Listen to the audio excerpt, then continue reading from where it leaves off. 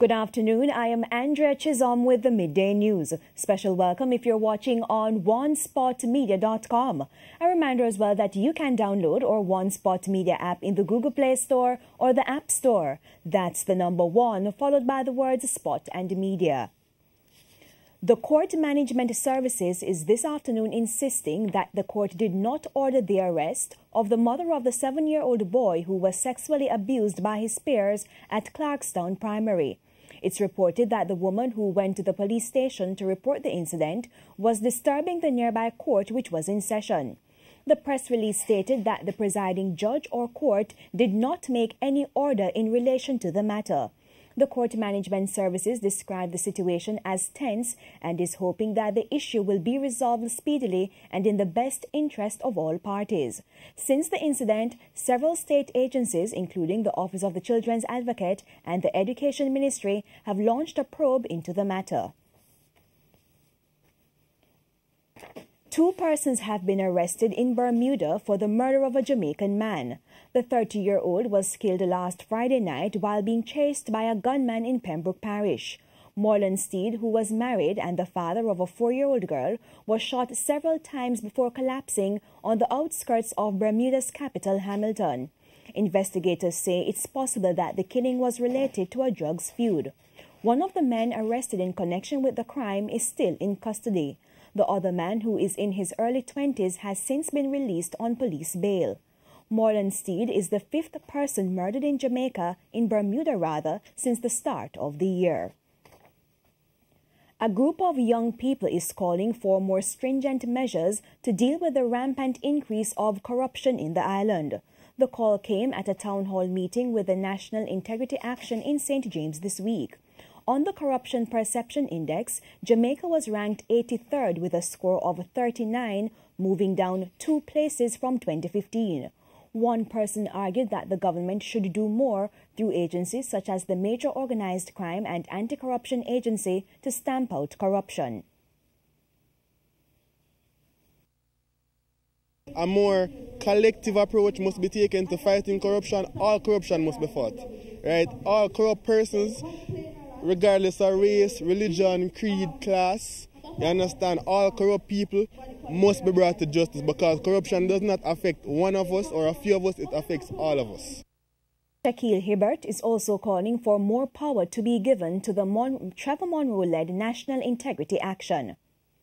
How effective can the NIA's mandate be if they don't have teeth to achieve that mandate? So I think that the NIA does a lot currently, but there's more that government itself, right, and the public can do to strengthen the fight against corruption that the NIA is spearheading. So we can do a lot to help the NIA to get rid of corruption.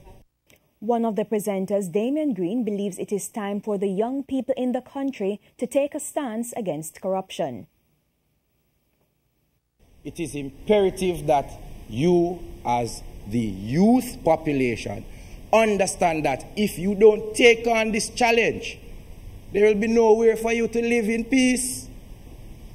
It doesn't make any sense because we all see what happened when we ignore integrity, corruption.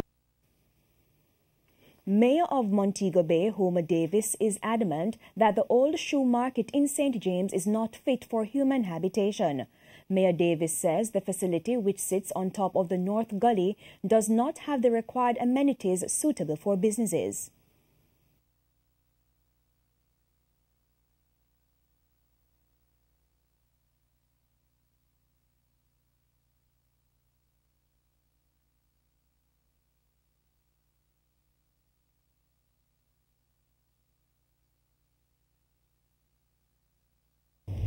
You see that people are living in there, and as a matter of fact, most of the buildings that are in there has been built over the gully.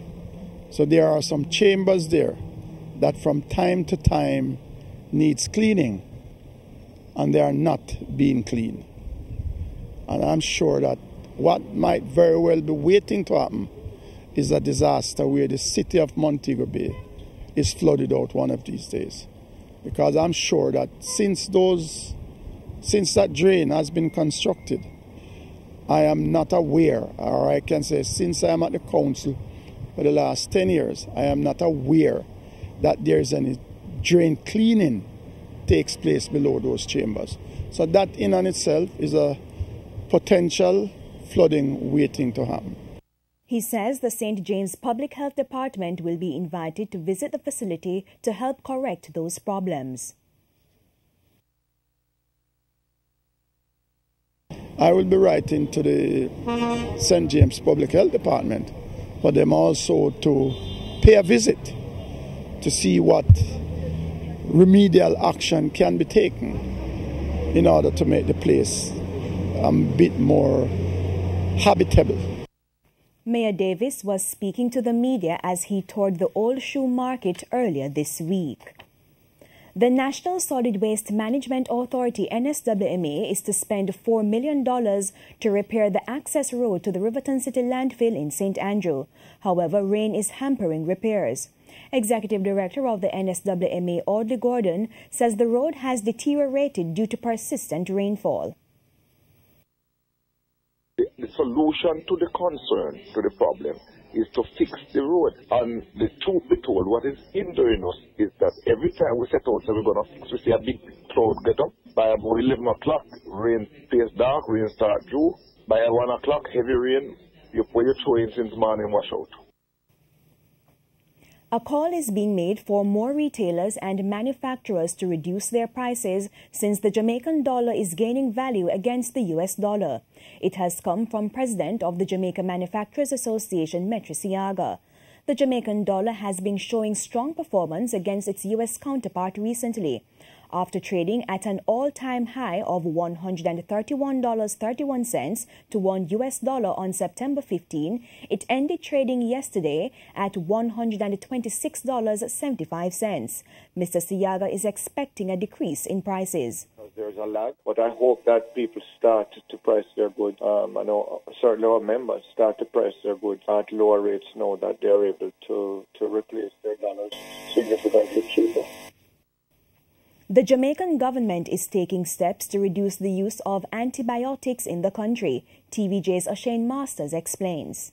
According to a recent report by the World Health Organization, WHO, most of the drugs in the clinical pipeline are modifications of existing classes of antibiotics and are only short-term solutions. The report found very few treatment options for those antibiotic-resistant infections that the WHO says are posing a threat to health. They include tuberculosis, which kills around 250,000 people each year. Speaking at a Jamaica Information Service think tank session earlier this week, stakeholders were concerned about the overuse of antibiotics as the body is becoming accustomed to the drug. The bacteria has developed internal mechanisms that makes them resistant, or they actually produce substances that make them no longer susceptible or be killed by these organisms, by this drug.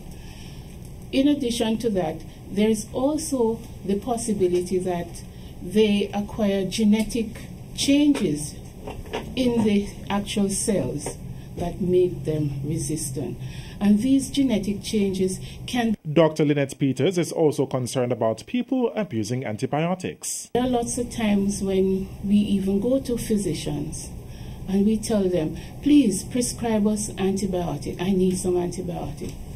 Sometimes the condition for which you request the antibiotic is really, antibiotic is not really needed for this condition. Director and the Agriculture Minister, Dr. Osbel Watson, said like humans, animals too often resist the drug. It is a One Health approach to deal with this global crisis, because it's happening all over the world. And Jamaica, as part of the global village, has been playing its role and has adopted what has been developed by the World Health Organization, the FAO, the Food and Agriculture Organization of the United Nations, and the World Animal Health Organization, what is known as the Global Action Plan. The matter was also discussed at the United Nations meeting in 2016. O'Shane Masters, TVJ News. The St. Elizabeth police have begun the search for 3 men who were held up and robbed at the Petcom service station in Santa Cruz last night. Reports indicate that sometime after 8:30, a silver Honda CR-V motor vehicle drove to the petrol station and ordered the pump operator to fill the tank. During the process, 2 men alighted from the vehicle brandishing guns and robbed the pump attendant about $25,000 and escaped in the waiting vehicle. The robbery took place while a meeting with the National Security Minister was in session at a nearby community. The minister has lamented the shortage of police vehicles in the parish. Councillor for the Loidas Vale Division in St. Catherine, Hugh Graham, is this afternoon calling for the removal of the word pen from the names of several communities across the parish. Speaking at the monthly municipal corporation meeting on Thursday, Mr. Graham said the word pen places a stigma on residents living in communities like March Pen and the Kitson Pen. I believe that animals and pen are synonymous, but for people, it is not a nomenclature or a word that should be connected to people. I am sure living in one of these pen places, as I call them, and you have enough example of all the pens. I don't have to name them, but I don't believe that can be good for anyone to even going for a job and saying that you're from this pen or that pen. He pointed out that the name was part of colonialism and should be changed as the country moves towards growth and development. Changing the new Jamaica to exemplify what we would like to be and not to keep looking behind from where we're coming from. He's suggesting that pen be replaced with gardens, meadows or place. Member of Parliament for Western Portland, Darrell Vaz, says funding has been secured to buy an ambulance for the Port Antonio Hospital. The lack of an ambulance has made the transfer of patients with emergency cases difficult. The ambulance, along with retrofitting, is being funded by the private sector and will cost 10 million Jamaican dollars. Mr. Vaz says it will be handed over by the first quarter of 2018. Fitting the ambulance.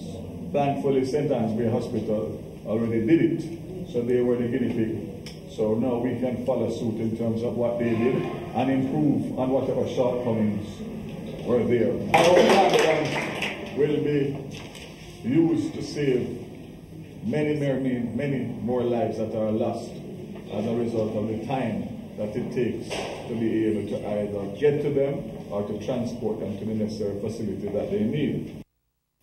Let's go to sports now. Rain wreaked havoc on Thursday's first day of the third-round Regional Professional Cricket League 4-day match between the Jamaica Scorpions and Barbados Pride. The Scorpions were 70 without loss when rain halted their match. Karen Madden was at Sabina Park. The Jamaica Scorpions are hoping to pile on the runs on a struggling Barbados Pride, but it was rain that bowled the first ball. Heavy afternoon showers forced an hour-and-a-half delay, with play only being possible at 3:27 in the day-night encounter. When the showers cleared up, Captain Paul Palmer Jr. won the toss and elected to bat under bleak conditions. Openers John Campbell and Garth Garvey took the fight to the opening bowlers. Both found the boundaries with regularity and established a 50-run partnership with only 9 overs on the board. But the rain, which had been hovering all afternoon, returned at the end of over number 14 with Campbell on 42 of 49 balls and Garvey on 31 of 39 deliveries, giving the Jamaica Scorpions a respectable score of 77 without loss.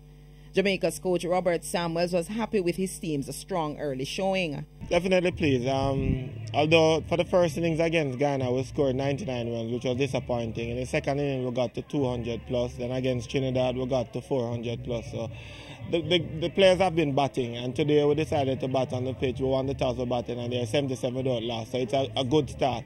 Also, to complement that, is the first opening stands of more than 50 runs we have had. So it is a very good start for us.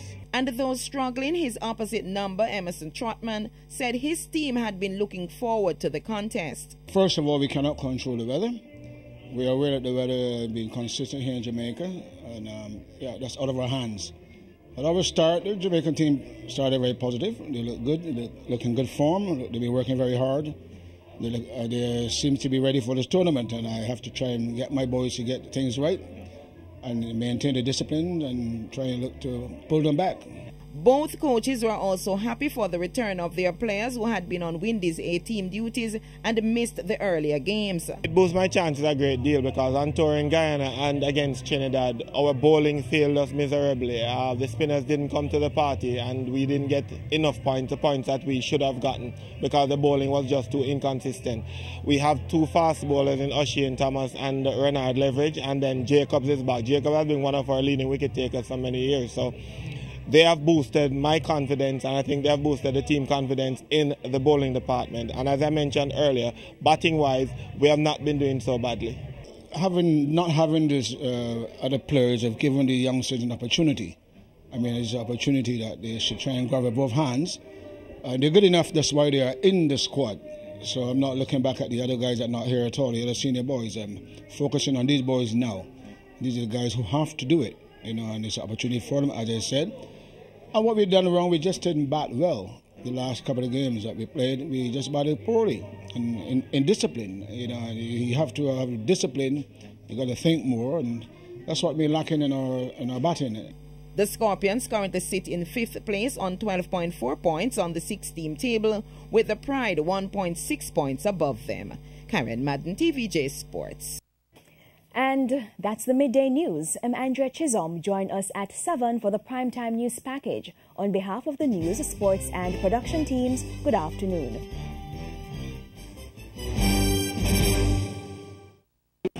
So I'm not like still like to play some mess up and dirty still, you know. You forgot to say to the Christian come. Shh. Whisper. Oh. Whisper all-purpose cleaner. Now tell us how clean wall, counter, floor, everywhere.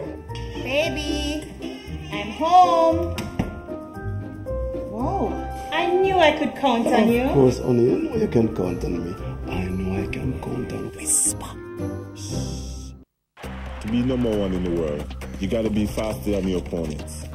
To be number one in the world, you gotta be stronger than your obstacles. You cannot let pain stop you.